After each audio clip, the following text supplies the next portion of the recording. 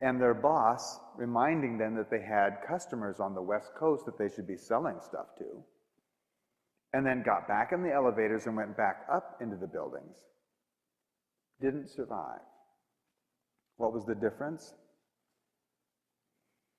The guys that went back up in the building had a reason.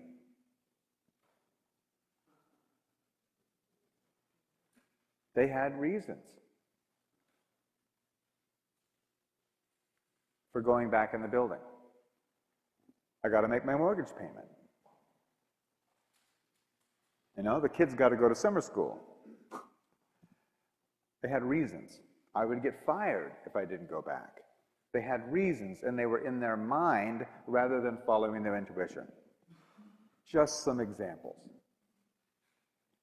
But this is going to become more and more critical as we go forward from here. More and more critical. Now, next problem. How do you find your intuition, and how do you keep it tuned in? Because, of course, we've all had the experience, right? We've all had the experience of our intuition. Usually, it's fleeting. It's a little thing, and then it goes away. And then it's clouded with all this doubt about, was that even my own thought, or, you know, all that stuff, right? The mind just jumps right on you, and This mind thing is not your friend, friends. It's a parasitic, self-indulgent, self-preservation mechanism. It would rather be right than you be alive. The mind. You've probably had friends who denied that there was anything wrong with them because the mind said, that can't happen, that can't be there, nope, it's not right. It wouldn't go for treatment, let alone alternative treatment, and they're not here anymore. They were right until they actually kicked it.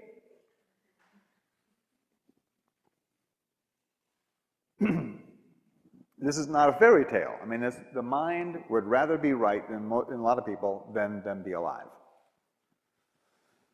So, getting a good grip on this thing is really important.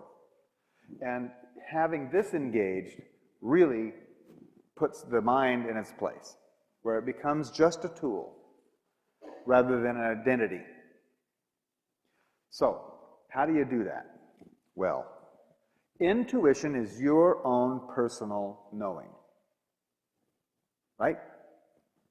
And all knowing comes from a source.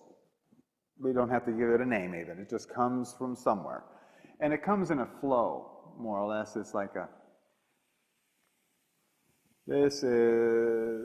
we go. We'll have this flow of creation. See, the source of this flow would necessarily be the source of all knowing, because all that happens is coming out, all that exists is coming this way. So, here we have your consciousness in this flow of event. Okay? Here we go.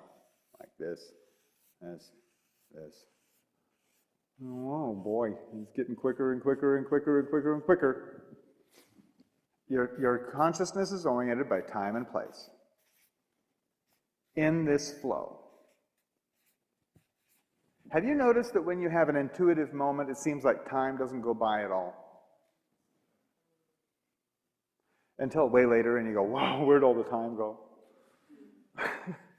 But for that time, you were just being there. In one moment, just like it was a flow. Okay? This is the schematic of how this works. When you're in your intuition, you're centered in that flow of information. The trick is to stay there.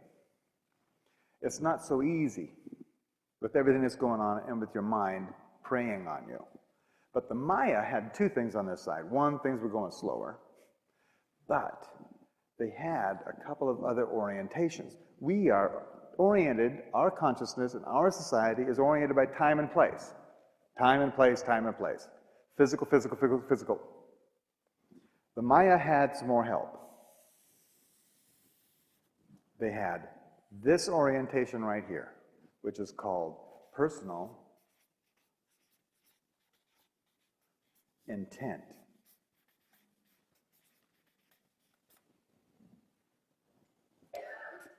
One through 13.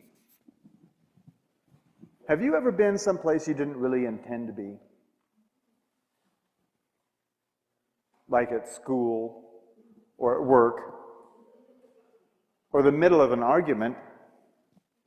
Did you feel centered? Or did you feel uncentered? Did you feel centered, or were you like off-center? Okay, me too. When I was someplace I didn't really intend to be, I felt off-center. But these guys knew their personal intent. They had that orientation. So it was easier for them to recognize when they were doing what they intended to do with this lifetime. That would help to keep you centered, wouldn't it? If you felt like, right away, if you felt like that wasn't happening, you'd get back onto what you were supposed to do. Okay? They also had this orientation, this major orientation right here, called the divine plan. In our civilization, there is no plan. It's been 16 billion years of happy little accidents that ended up with you sitting on that chair. That's the way our science looks at it. It might as well have been an explosion in a chemical factory that produced you here. There was no divine plan. These guys had a divine plan. They knew, and that there were 20 different aspects of creation. Like a dodecahedron, you know, the geometry figure, 20-sided figure. So this personal intent and this orientation to the divine plan, that is the recognition of your part in the divine plan, that produces a symbol in the Mayan civilization. This diagram right here has a name. It's called the 8-division sky place.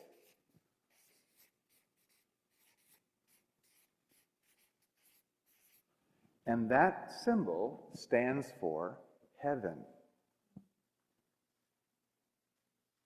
You've been there. There are moments in your life when you were oriented by time and place. You knew you were doing what you desired or wanted to do, and you knew you were a part of something much larger than yourself. Felt cool, didn't it? Heavenly, huh?